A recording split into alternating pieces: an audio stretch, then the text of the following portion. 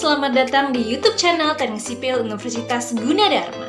Pada video kali ini, kita akan belajar mengenai tahapan perancangan struktur baja. Yuk, belajar! Pada video kali ini, kita akan bahas mengenai dua sebab. Yang pertama adalah tahapan perencanaan struktur baja, kedua adalah pembebanan pada struktur. Yang pertama, tahapan perencanaan. Jadi, perencanaan struktur adalah campuran antara seni dan ilmu pengetahuan dengan kombinasi intuisi seorang ahli struktur mengenai perilaku struktur yang diikuti dengan ilmu pengetahuan seperti statistika, dinamika struktur, mekanika bahan, dan mekanika struktur, sehingga menghasilkan suatu struktur yang stabil, cukup kuat, mampu layan, awet, dan memenuhi tujuan lainnya seperti ekonomis dan kemudahan pelaksanaan. Kemudian, apa syarat dari perencanaan struktur? Nah, yang pertama itu adalah analisa dengan cara mekanika teknik yang baku. Yang kedua adalah analisis dengan komputer yang menggunakan prinsip kerja program dan data masukan yang jelas dan keluarannya juga harus jelas. Kemudian ketiga adalah percobaan model. Artinya kita menguji teori yang telah kita lakukan terhadap model tersebut. Kemudian keempat adalah analisis yang dilakukan dengan model matematis yang menstimulasi keadaan struktur yang sesungguhnya. Kemudian ada prosedur perencanaan struktur. Di sini terbagi menjadi 8 tahap, yaitu tahap yang pertama adalah perencanaan. Jadi di sini kita melakukan perencanaan sesuai dengan penetapan fungsi bangunan. Yang kemudian kedua adalah konfigurasi struktur prarencana. Nah, di sini kita melakukan pemilihan jenis material yang digunakan. Kemudian yang ketiga adalah penentuan beban yang dipikul. Yang keempat adalah pemilihan awal bentuk dan ukuran elemen struktur. Yang kelima adalah analisis. Nah, pada analisis ini kita akan memperoleh gaya-gaya dalam dan perpindahan elemen. Kemudian tahap keenam adalah evaluasi. Nah, kita mengevaluasi apakah perencanaan ini sesuai dengan yang diharapkan dengan parameter yang ada dan sudah optimum. Jika belum, kita akan melakukan tahap yang ketujuh, yaitu adalah perencanaan ulang atau redesign. Artinya kita akan mengulang tahap yang pertama hingga tahap ke-6 sehingga mendapatkan nilai yang optimum dan sesuai dengan parameter yang telah ditentukan. Jika sudah, kita akan melakukan tahap ke-8, yaitu namanya keputusan akhir. Artinya kita akan menggunakan bentuk, ukuran, dan jenis material bahan yang telah kita rencanakan tadi sebelumnya. Dan kedua adalah pembebanan pada struktur. Beban adalah gaya yang bekerja pada struktur.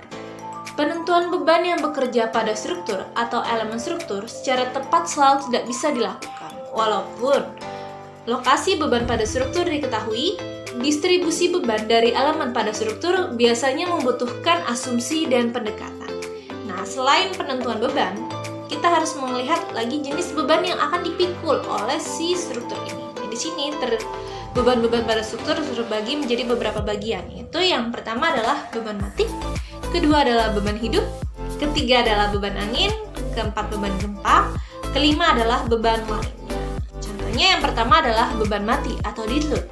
Nah, di sini beban mati adalah berat dari semua bagian suatu gedung atau bangunan yang bersifat tetap selama masa layan struktur. Artinya beban-beban yang tidak akan dipindahkan dari bangunan tersebut seperti finishing, lalu pipa-pipa, mesin-mesin, dan lain sebagainya. Contohnya adalah plafon, keramik, pipa-pipa air, instalasi listrik, AC, nah dan sebagainya. Di sini contoh kita lihat dari tabel berat sendiri. Untuk bahan bangunan, kita lihat di baja, itu memiliki berat 7.850 kg per meter kubik. Nah, untuk komponen gedung, contohnya kita lihat adalah penutup lantai ubin semen per cm tebal atau kita sering sebut adalah keramik. Di sini beratnya adalah 24 kg per meter persegi. Kemudian kedua, ada namanya beban hidup atau live load. Di sini beban hidup adalah beban gravitasi yang bekerja pada struktur dalam masa layannya dan timbul akibat penggunaan suatu gedung. Yang termasuk dari beban hidup ini adalah contohnya adalah berat manusia, kemudian perabotan rumah tangga, kemudian beban kendaraan. Nah, di sini kita lihat dari tabel distribusi untuk distribusi merata dan terpusat minimum. Kita lihat untuk apartemen, ada juga untuk gedung persenjataan dan gedung pertemuan. Kemudian yang ketiga, ada beban angin atau wind load. Nah, beban angin adalah beban yang bekerja pada struktur akibat tekanan-tekanan dari gerakan angin. Beban angin sangat tergantung dari lokasi dan ketinggian dari struktur. Nah, besar tekan tiup minimum yang harus diberikan itu adalah 25 kg per meter persegi.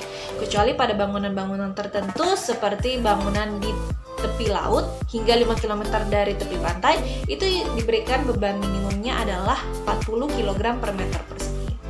Kemudian yang keempat, ada beban gempa atau earthquake.